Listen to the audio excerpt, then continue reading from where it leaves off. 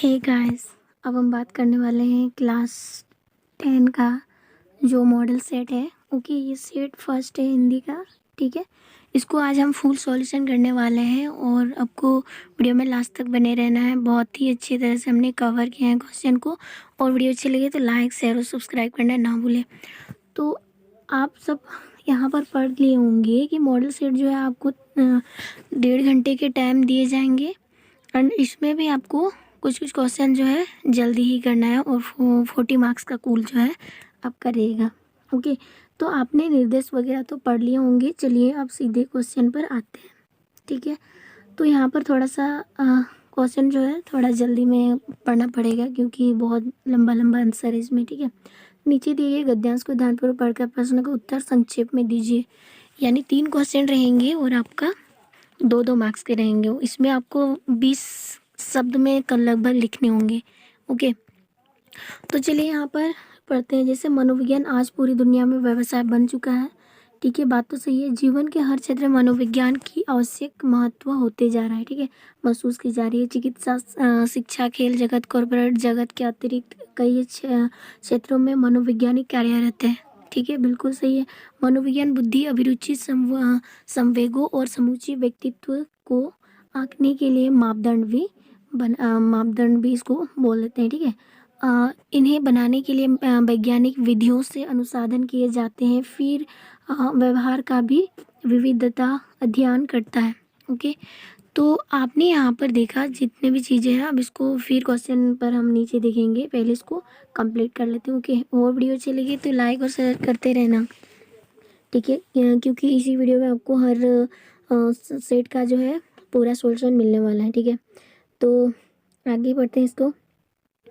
इन्हें बनाने के मनोविज्ञान अनुसंधान किए जाते हैं। फिर इन्हें दंडों की वैधता को भी सत्यापित करना पड़ता है। मनोवैज्ञानिक पशु पक्षियों व्यवहार का भी वैधता अध्ययन करता है। वह यह जानने की कोशिश करता है कि कबूतर को ही संसार का माध्यम क्यों बनाया गया है, किसी और पक्षी को क्यों नहीं। इस तरह पशु पक्षियों की विशिष्ट क्षमताओं का अध्ययन मनोविज्ञान की अलग शाखा के अंतर्गत किया जाता है। बच्चों की जिज्ञासाओं की अभिव्यक्ति कविता में ही हो सकती है। जिज्ञासा का समाधान कहानी में मिल सकता है। बाल मनोविज्ञान इन्हीं भावनाओं का जिज्ञासा का अंतर्गत जो है, ठीक है, अंतर्द्वंद्वों और दुविधाओं का निरीक्षण और परीक्षण करते हैं। यदि बच्चों को कोई व्यावसायिक समस्या हो तो उनसे सलाह दी जा सकती है। अब हम लोग तो अब यहाँ पर देख पा रहे हैं मनोवैज्ञानिक किसके लिए मापदंड बनता है और बाल मनोवैज्ञानिक क्या है। तो इस क्वेश्चन को आपने देख लिया। अब इसको देख, तो यहाँ पर फर्स्ट नंबर क्वेश्चन का है मनोवैज्ञानिक बुद्धि, अभिरुचि, रुचियों, संवेगों और समूची अभिव्यक्ति को आंकने के लिए मापदंड बनता है। ये पहला आंसर है हमारा। ठीक है, अब इसका नेक्स्ट वाला क्वेश्चन करते हैं, यानी second question. Second number question है बाल मनोविज्ञान क्या करते हैं। तो यहाँ पर समझिए, बच्चों की जिज्ञासाओं की अभिव्यक्ति कविता में ही हो सकती है। जिज्ञासा का समाधान कहानी में मिल सकता है। तो यहाँ पर आप देखेंगे कि नीचे जो बोला है कि इसमें बोला है इसमें बोला है बाल मनोवैज्ञानिक इन्हीं भावनाओं का, जिज्ञासाओं को, अंतर्द्वंदी और दुविधाओं को, ठीक है, दुविधाओं का निरीक्षण और परीक्षण करता है। यही है बाल मनोविज्ञान। तो यहाँ पर आपका थर्ड नंबर क्वेश्चन जो है ये पूछा गया है, ठीक है, कि इस गद्यांश का जो है, इस गद्यांश का शीर्षक क्या देना चाहिए। तो मेरे आधार से इस गद्यांश का जो होगा ये मनोविज्ञान का महत्व, ये चैप्टर होना चाहिए। मनोविज्ञान का महत्व, ये चैप्टर का नाम होना चाहिए। ये आंसर आप लिखिएगा तो भी आपको जो है नंबर नहीं कटेगा। ठीक है, तो अब नेक्स्ट क्वेश्चन देखिए। यहाँ पर फोर्थ नंबर क्वेश्चन है कि इसमें जो है रिक्त स्थानों की पूर्ति करनी है। ओके, तो यहाँ पर देखिए रिक्त स्थान की पूर्ति अव्ययी पदों से कीजिए। तो जैसे यहाँ पर है दिन जो है ढल रहा था, तो यहाँ पर आप लगा सकते हैं दिन जो है ये जल्द ढल रहा था। ये लगा सकते हैं यहाँ पर। ठीक है, एंड नेक्स्ट क्वेश्चन है, यहाँ पर आप ऐसे भी कर सकते हो कि वह कब से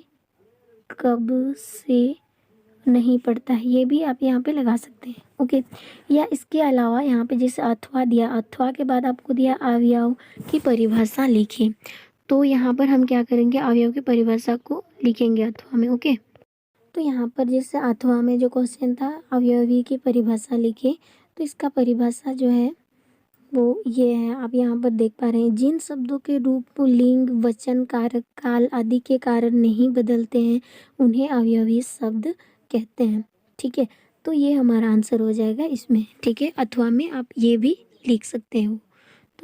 नेक्स्ट क्वेश्चन है 5वां नंबर में, इसमें दशानन का समास विग्रह करके नाम बताना है किस समास का है, और अथवा में ये भी दिया है कि चक्रधार का समास विग्रह करके इसका भी नाम लिखना है। तो दोनों क्वेश्चन आपने देख लिया, अब इसको आंसर पर देखते हैं, चलिए जल्दी से।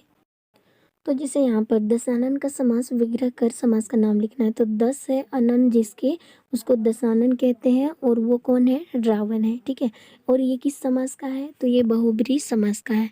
तो ये हो गया 5 नंबर क्वेश्चन का। और अथवा वाला क्वेश्चन भी देख लेते हैं, जैसे यहाँ पर है अथवा में लिखा जो है क्वेश्चन। ठीक है, तो यहाँ पर देखिए, चक्रधार का समान समास विग्रह को क्या करना है, समास विग्रह का नाम भी लिखना है और उसका भी समास विग्रह करना है। ओके, तो जैसे चक्रधर लिखा है, चक्र धारण करने वाला, चक्र धारण कौन करता है, वो श्री कृष्ण जी। और ये भी किस समास का है, ये भी बहुब्रीहि समास का है। आई होप आपको यहाँ पर समझ में आ गया होगा 5 नंबर तक। अब इसका 6ठा नंबर क्वेश्चन करते हैं, और वीडियो को ज़्यादा से ज़्यादा शेयर करते रहना।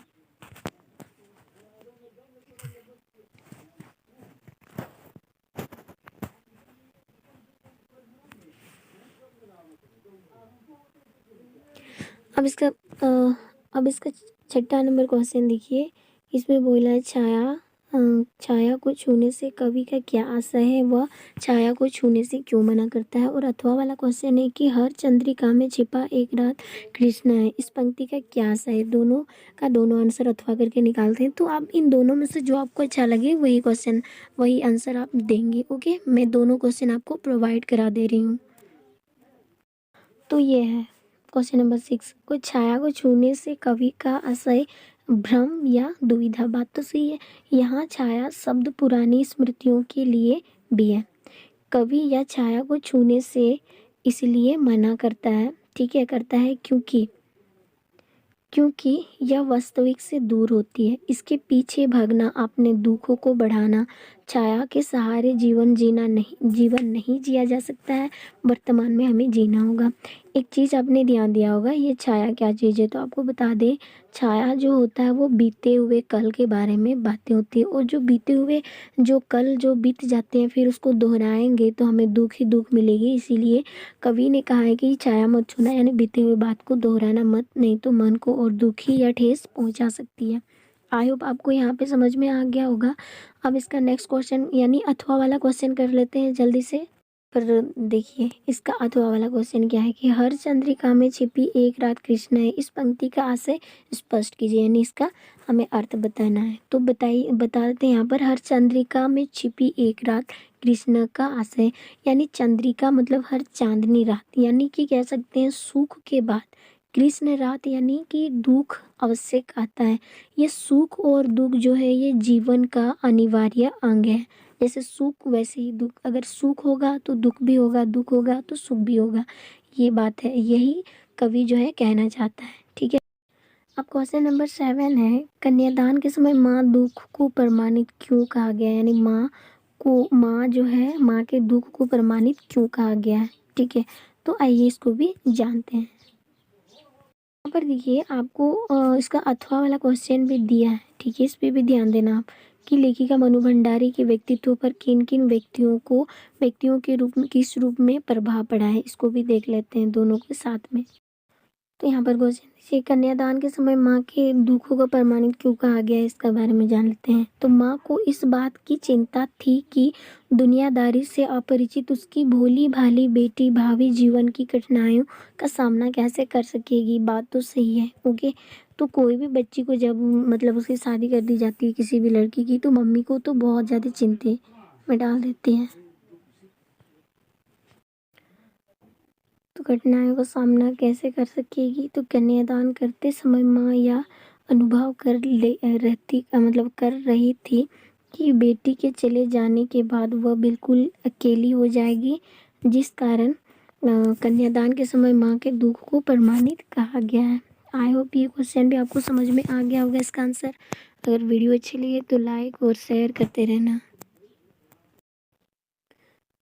क्वेश्चन नंबर 8 है, यहाँ पर बोला है लेखक ने फादर बुल्के को मानवीय करुणा की दिव्या चमक क्यों दी थी। तो इस क्वेश्चन को भी देखते हैं और अथवा में मनु भंडारी वाला दोनों को साथ में देख लेते हैं। तो यहाँ पर देखिए, लेखक ने फादर कामिल बुल्के को मानवीय करुणा की दिव्या चमक कहा क्योंकि फादर के मन में स्वपरिचित के प्रति सद्भावना और ममता थी। ओके, और वे सबके प्रति वात्सल्य भाव रखते थे। वे तरल हृदय थे। वे कभी भी किसी से कुछ मांगते नहीं थे, बल्कि वही क्या करते थे, दूसरों को देते रहते थे। वे हर दुख में साथी प्रतीत होते थे और सुख में बड़े बुजुर्गों की भांति वात्सल्य देते थे। इसीलिए फादर बुल्के को लेखक ने मानवीय करुणा की दिव्या चमक की उपाधि दी, या फिर हम कह सकते हैं उसको बुलाया। अथवा वाला क्वेश्चन भी देख लेते हैं। तो इसमें देखिए कि जैसे लेखिका मनु भंडारी के व्यक्तित्व पर किन किन व्यक्तियों का किस रूप में प्रभाव पड़ा, इसको थोड़ा देख लेते हैं। तो जैसे यहाँ पर आंसर में बोला है कि लेखिका के व्यक्तित्व पर निम्नलिखित व्यक्तियों का प्रभाव पड़ा। ओके, तो देखते हैं सबसे पहले किसका प्रभाव पड़ा था।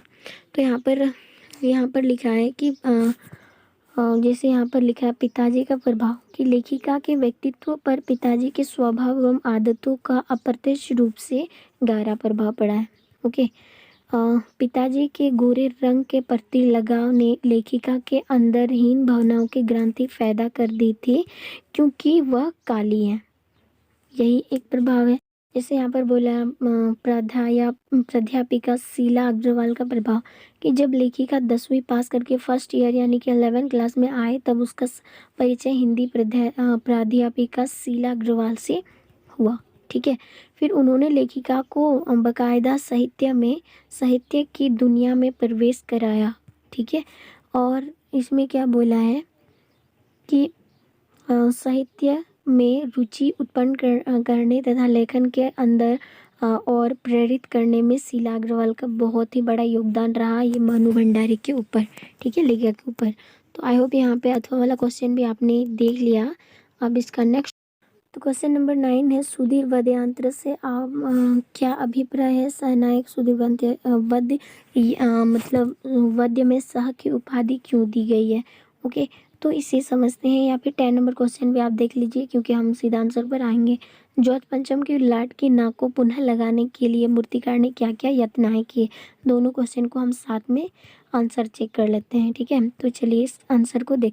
यहाँ पर आंसर जैसे बोला है कि 9 नंबर में सुशिरवद का अभिप्राय है कि सुराख वाले वाद्य जिन्हें फूंक मारकर बजाया जाता है, ऐसे सभी छिद्र वाले वाद्यों में सहनाई सबसे अधिक मोहक है। ओके, मोहक इसीलिए है क्योंकि ये काफ़ी सुंदर होते हैं, काफ़ी सुंदर इसकी सुरीली होती है। ओके, तो जैसे कि यहाँ पर है, सहनाई सबसे अधिक मोहक है और सुरीली होती है, इसीलिए उसे सहनाई अर्थात ऐसे सुशीर वाद्य का साह भी कहा गया है। ठीक है, इसी वजह से इसे कहा गया। क्वेश्चन नंबर 10 है कि जॉर्ज पंचम की लाट की नाक का पुनः लगाने के लिए मूर्तिकार ने क्या क्या यत्नाएं की थी। तो फर्स्ट नंबर में जैसे यहाँ पर देखिए क्या क्या यत्नाएं किए थे।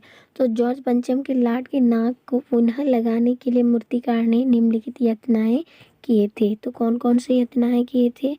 तो फर्स्ट उन्होंने क्या किया था, कि मूर्तिकार ने उस पत्थर की काफ़ी तलाश की जिस पत्थर से जॉर्ज पंचम की लाट बनाई गई थी, उसमें भी वह असफल रहा क्योंकि उनको पत्थर ही नहीं मिला। ठीक है, अब इसका नेक्स्ट है कि उसने देखा कि नेताओं की मूर्तियों ने नाक हटाकर जॉर्ज की मूर्ति पर नाक लगाने के लिए भी प्रयास जो है उनका वो असफल रहा। क्यों, क्योंकि उन नेताओं का नाक जो है वो लट जो है वो पंचम मतलब जॉर्ज पंचम की मूर्ति से की नाक से ज़्यादा बड़ा था, इसीलिए वो इनका थर्ड प्रयास जो है वो है बिहार सेक्रेटेरिएट के सामने 1942 में शहीद होने वाले बच्चों की मूर्तियों को नाक लगाने का प्रयास किया, पर उनकी नाक भी काफ़ी बड़ी थी। इसी वजह से इसमें भी उन्होंने असफल रहा। अब सबसे आखिरी वाला कि अंत में उन्होंने क्या किया, उसने जिंदा आदमी की नाक लगाने का यत्न किया। ऐसा बताया गया कि वह इसमें क्या हुआ, सफल रहा।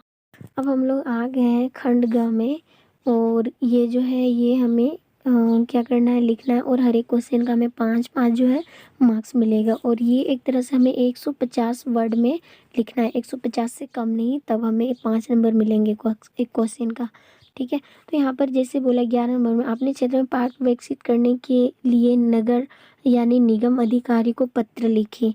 इसके अलावा आप ये भी लिख सकते हैं कि छात्रावास में रहने वाले अपनी बहन को समय का सदुपयोग करने की सलाह देते हुए पत्र लिखिए। दोनों में कोई आपको चुनना है, तो मैंने आपको दोनों का आंसर करा दूंगी, तो आपको जो अच्छे लगे उसी को सेलेक्ट करना है। ओके, तो चलिए इसका आंसर भी चेक कर लेते हैं। जैसे यहाँ पर देखिए कि अपने क्षेत्र में पार्क विकसित करने के लिए निगम अधिकारी को पत्र लिखें, तो हम यहाँ पर क्या करेंगे, सबसे पहले लिखेंगे उपायुक्त महोदय, यानी कि महोदय जो यानी कि डीसी जो होते हैं, ठीक है, इनको हमें पत्र लिखना है। तो पाकुड़ नगर निगम, आप जहाँ पे रहते हैं आप वहाँ का लगा सकते हो। ओके, तो मैंने पाकुड़ का यहाँ पे लगा दिया। अब जैसे कि यहाँ पे आप दिनांक लगा सकते हो, ठीक है। और यहाँ पर देखिए कि विषय क्या होना चाहिए, पार्क विकसित कराने के संबंध में, यही तो आप लिख रहे हैं ना, पार्क विकसित करने के संबंध में। ठीक है, तो आप आगे हैं यहाँ पर आप लिख सकते हो और कि महोदय, ठीक है, महोदय मैं इस पत्र के माध्यम से आपका ध्यान जो है, मान लिया मैंने यहाँ पर कोई भी नाम, गांव का नाम लगा लिए, आप कोई भी लगा सकते हो, कोई भी नाम, गांव का नाम, ठीक है। तो मैंने यहाँ पर पालमपुर लिखा है। पालमपुर निवासियों की ओर से अपने क्षेत्र में एक पार्क विकसित करवाने की प्रार्थना के संबंध में उत्कृष्ट, ठीक है, कराना चाहता हूँ या चाहती हूँ, आप ये भी लिख सकते हो। ठीक है, तो यहाँ पर जैसे दिया है मान्यवर, ठीक है, मान्यवर पालमपुर एक ऐसा क्षेत्र है जहाँ एक भी ऐसा पार्क नहीं है जिसने मतलब कि जिसमें हम लोग क्या कर सकते हैं, प्रातः यानी सुबह या शाम प्रमन यानी घूम करके स्वस्थ का लाभ जो है प्राप्त कर सकते हैं।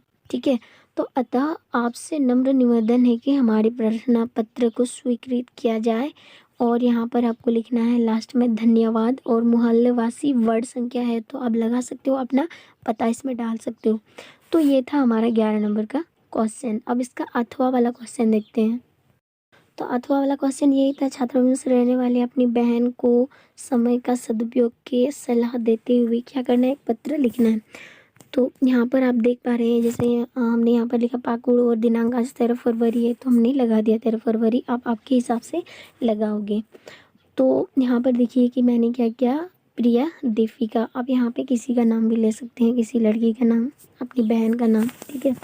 और इसको करना है सुभाषित, ठीक है। तो जैसे कि यहाँ पर हमें बताया है कि अब इस पत्र लिखने शुरू करते हैं, ठीक है। तो यहाँ पर देखिए कि कल ही तुम्हारी सहेली नंदनी मुझसे मिली थी। उसकी बातों से मुझे आभास हुआ कि इन दिनों तुम समय का पूर्ण उपयोग नहीं करते हो, और साथ ही साथ अब तुम पढ़ाई में भी मेहनत नहीं कर रही हो। ठीक है, दीपिका अभी तुम्हारी एक एक मिनट या एक एक सेकंड बोल सकते हैं क्या है, कीमती है। अच्छे परीक्षा फल से तुम अपने भविष्य की ठोस आधारशिला को क्या कर सकते हो, रख सकते हो। अगर आपने अब तक मेहनत यानी नहीं किया है तो आप आगे की क्या भविष्य करेंगे, यही वो बताते हैं। आगे है, याद रखो जो व्यक्ति अपने जीवन का प्रत्येक क्षण सदुपयोग करता है वह भाग्यवान बनता चला जाता है, और ऐसे व्यक्ति ही जीवन में सदा संपन्न प्रश्न रहता है।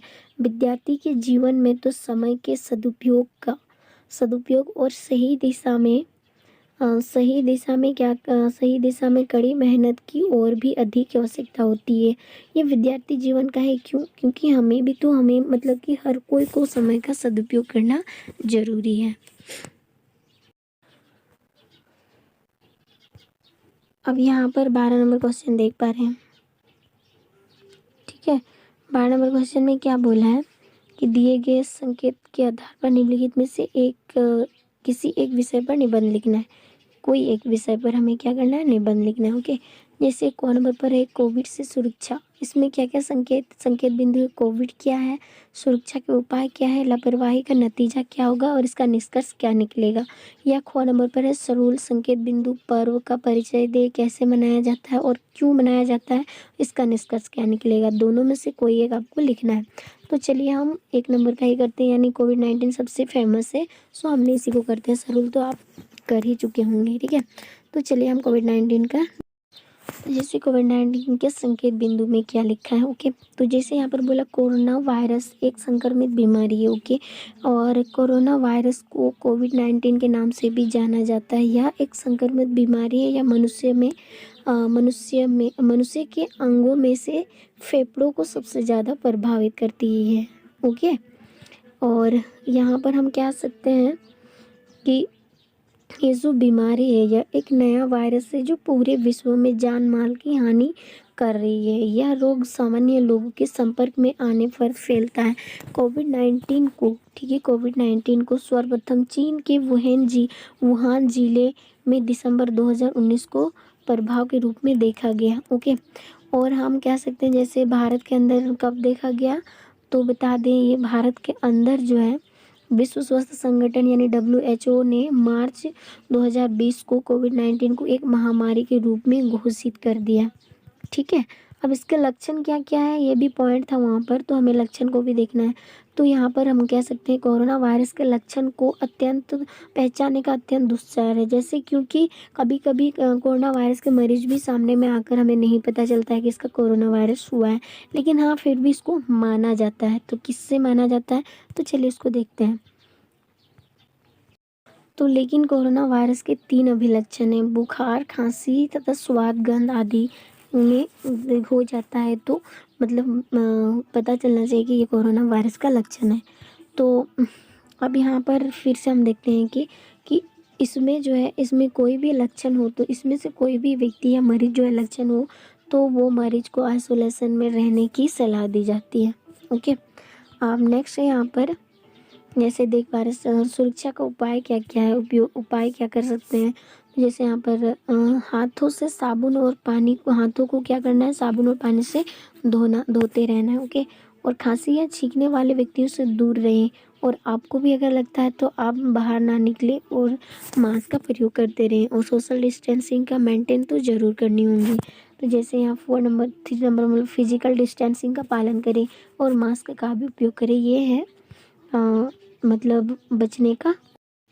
अब लापरवाही का नतीजा क्या हो सकता है, तो लापरवाही से जान माल की हानि होती है क्योंकि यहाँ भीड़ भाड़ वाले इलाकों में कोरोना तेजी से फैलने लगते हैं। और मास्क न लगाना या उचित दूरी का पालन ना करना, ये सबसे खतरनाक जो है लापरवाही का सबसे बड़ा नतीजा भी होता है। इसका निष्कर्ष क्या निकल सकता है, कोरोना वायरस जो है एक गंभीर समस्या बन चुकी है। इससे छुटकारा पाने के लिए सरकार द्वारा दिए गए आदेशों का अनुपालन करें और लोगों को भी जागरूक करें, ओके। ये था हमारा कोरोना वायरस के बारे में।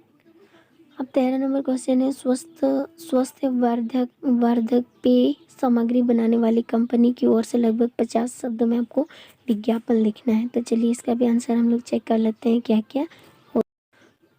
तो ये है 30 नंबर का क्वेश्चन और आखिरी क्वेश्चन है, ठीक है। चलिए इसे देख लेते हैं। तो जैसे हमने एग्जाम्पल में ले लिया है जूस, ये भी तो पेय पदार्थ है, ओके। तो शरीर को स्वस्थ रखने और बुद्धि को विकसित करने, दीर्घ आयु प्राप्ति एवं सुखमय जीवन जीने के लिए जूस का उपयोग करना बहुत ज़्यादा ज़रूरी है। साथ ही साथ हम कह सकते हैं यहाँ पर कि जूस से शरीर के लिए पोषक तत्व काफ़ी मात्रा में मिल जाते हैं। एंड हम कह सकते हैं यहाँ पर